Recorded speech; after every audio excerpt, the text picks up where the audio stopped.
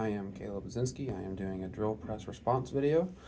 Uh, some basic safety things you want to go over with the drill press is this is a spinning tool, so you probably do not want to have gloves or any loose clothing around it because that will cause it to get wrapped up and pull you toward the machine and thus causing injury.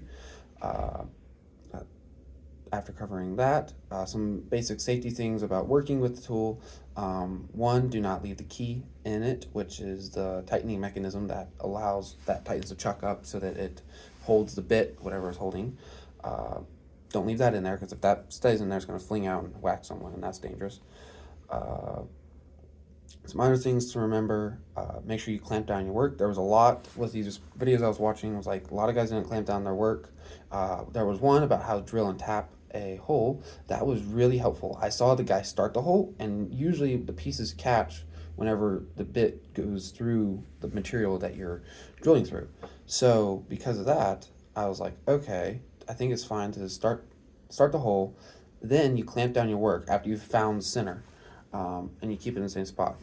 He did a really good job. Like, he started the hole, and then he went and clamped it down, then proceeded to drill, and then started the tap. I really liked how he did the tapping. I've seen that multiple times from multiple different machinists, actually, where they will start the tap because it starts it vertically, and because it's very easy to start something at an angle, especially from our human perspective.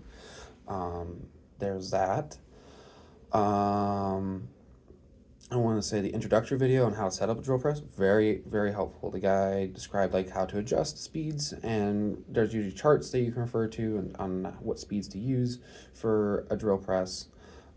Usually faster for softer materials, slower for harder materials, which makes sense. Being able to have a clean and decent workspace is also very much helpful. I would say the big question I bring to my mind actually is when you have a vise, I noticed that they have little slots in the side of it where you're able to put bolts through and then you can move it around, like you can tighten and loosen it.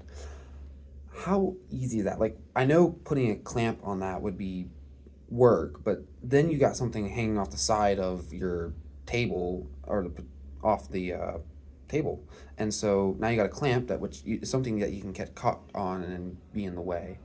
That is something I bring up and like wonder how there's a solution for that. Another question or not another question, but one other thing is the guy measuring out holes. That was very cool. Seeing how he was like, oh, you just get a straight edge and then you get a little magnet and then you put like, if you have a little piece like that's actually like, I mean, you can get really, really precise, but with the drill press, you're not going to be the most precise. You're probably going to only be able to get down to maybe a few hundredths of an inch of accuracy. It depends on the quality of the drill press, of course. But it's showing how like you can space out your holes using different spacing materials. That was really helpful, and that's everything I have to say.